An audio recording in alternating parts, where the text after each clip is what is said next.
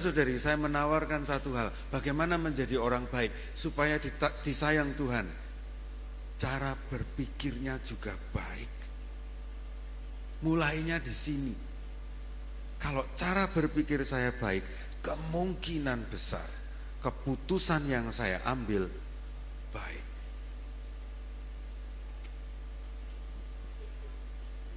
Baju bukan jaminan.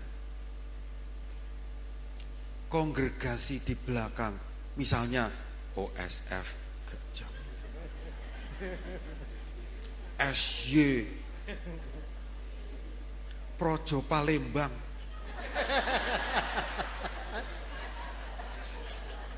sudah Palembang numpang. Poin pertama yang saya tawarkan kepada Anda, kalau Anda mau jadi orang baik, mari merekonstruksi cara berpikir. Mari menata dengan sungguh-sungguh cermat keputusan yang mau saya ambil. Dalam hal berpikir, Tuhan Yesus membuat sebuah revolusi. Contohnya, elu ditampar pipi kiri, menurut orang Yahudi, balas. Kalau bisa lebih menyakitkan, santet. Ya kan? Revolusi yang ditawarkan Tuhan Yesus apa? Lu ditampar pipi kiri. Sini, ada yang mau saya...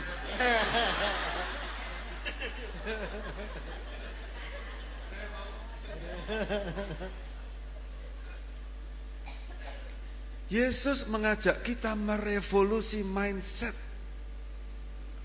yang melawan cara berpikir manusia pada umumnya. Apalagi orang Flores, orang Palembang, numpang, orang Tionghoa, orang Jawa, orang manapun. Banyak mindset kita salah.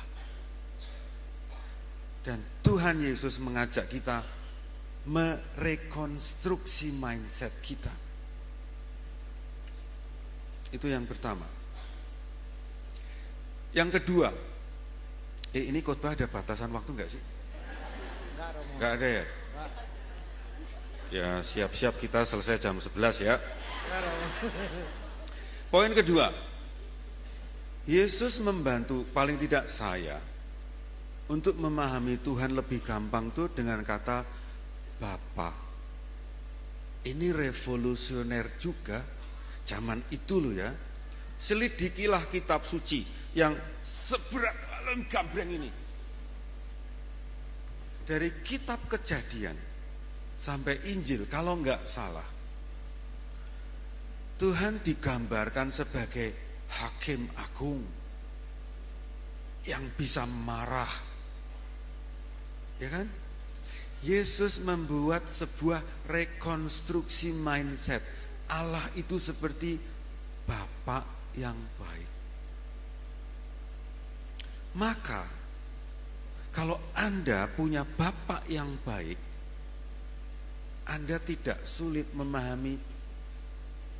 Karena yang gak kelihatan, yang gak bisa kita sentuh, gak bisa kita pegang, itu seperti babe gue yang ada di rumah. Masuk? Woi.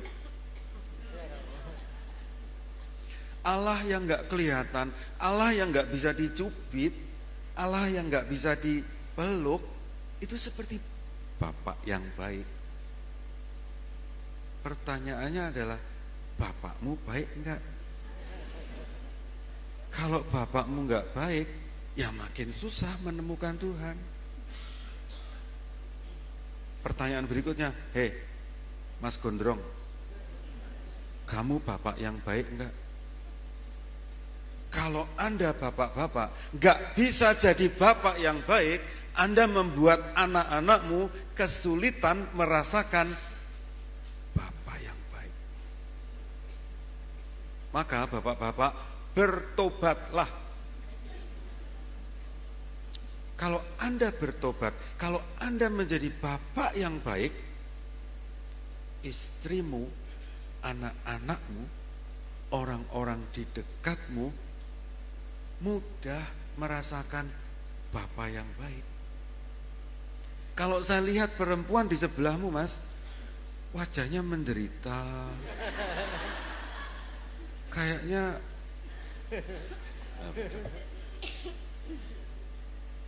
jadi poin kedua yang saya tawarkan kepada Anda, kita semua adalah, terutama untuk bapak-bapak, bro, yuk jadi bapak yang baik. Bapak yang baik gimana? Kalau kamu salah, rendah hatilah mengaku kesalahan.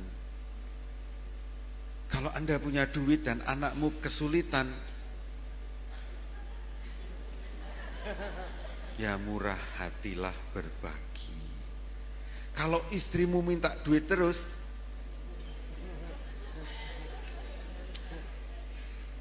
itulah sebabnya saya milih jadi Romo.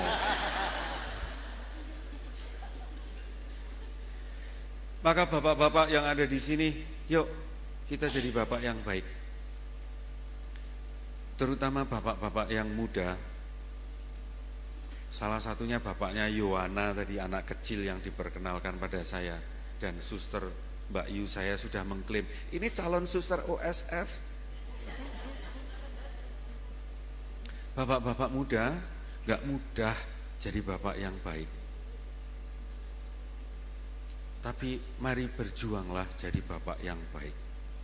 Kalau Anda frustasi, Anda stres, jangan beli lakban kuning. You know what I mean? I know. Kalau Anda stres, bingung, jangan beli lakban kuning. Kayaknya nggak paham nih ya. Silakan nanti kita bicarakan sesudah misa mengapa saya menyebut lakban kuning. Yang ketiga, sahabat. Ini juga sebuah terobosan loh. Allah yang maha kuasa, Allah yang super duper power, kekuasaannya lebih hebat daripada Donald Trump. Dan ditempatkan Yesus sebagai sahabat. Gila gak sih? Allah ditempatkan, digambarkan jadi sahabat. Maka beruntunglah Anda yang punya sahabat. Karena biasanya sahabat, kita datang malam-malam ngetok pintu, minta roti, pasti dia bukain pintu walaupun wajahnya kucel, pengen mengumpat gitu ya. Tapi karena yang datang sahabatnya, dia kasih tuh. Anda punya sahabat enggak? Kebaikan Gusti Allah itu seperti sahabatmu itu. Tapi yang lebih penting adalah kita bisa jadi sahabat enggak bagi orang lain. Ini yang paling penting. Anda bisa jadi sohib enggak? Anda bisa jadi bestie enggak bagi orang lain? Ya seringkali kita ini Pak bestiku. Iya. Tapi kita enggak beneran jadi bestie. Karena menjadi bestie, menjadi sahabat adalah sebuah keputusan yang mengandung tuntutan berkorban. Nonsense ngomong kata sahabat tanpa pengorbanan. Gak mungkin. Kalau mau jadi sahabat, kalau mau menempatkan diri orang lain jadi sahabat, mau menempatkan diriku jadi sahabatnya orang lain, tidak bisa menghindari satu kata bernama pengorbanan. Kalau saya tidak bisa berkorban, saya kagak bisa jadi sahabat. Kalau orang yang Anda sebut bestie gak bisa berkorban, dia bukan bestie. Saudara-saudari, yuk jadi orang baik supaya disayang Tuhan. Yuk jadi bapak yang baik supaya anak-anak Anda gak kesulitan merasakan Tuhan. Karena saya 18 tahun bekerja di rumah pendidikan calon imam. 18 tahun dari 25 tahun imamat saya kerja di formasi, nari, novisiat, pusing kepala Barbie. Dan 18 tahun mendampingi anak-anak muda yang jadi imam, salah satu kendala mereka jadi imam adalah bapak mereka, sorry to say, jahat. So, jadilah bapak yang baik yuk. Dan yang ketiga, yuk belajar berkorban. Karena untuk bisa menjadi sahabat yang baik, tidak bisa menghindari kata bernama berkorban. Dan itu yang dilakukan oleh Yesus orang Nazaret. Mau mati supaya sahabat-sahabatnya hidup. Kelok ya? Iya, Yesus memang gila. Dan yang percaya pada Yesus juga, anggota Serikat Yesus juga, dari Keuskupan Palembang.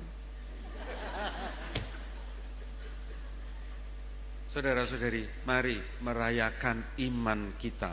Mari merayakan bahwa kita ini murid Yesus yang diajak untuk menjadi orang baik, menjadi bapak yang baik, menjadi sahabat yang baik.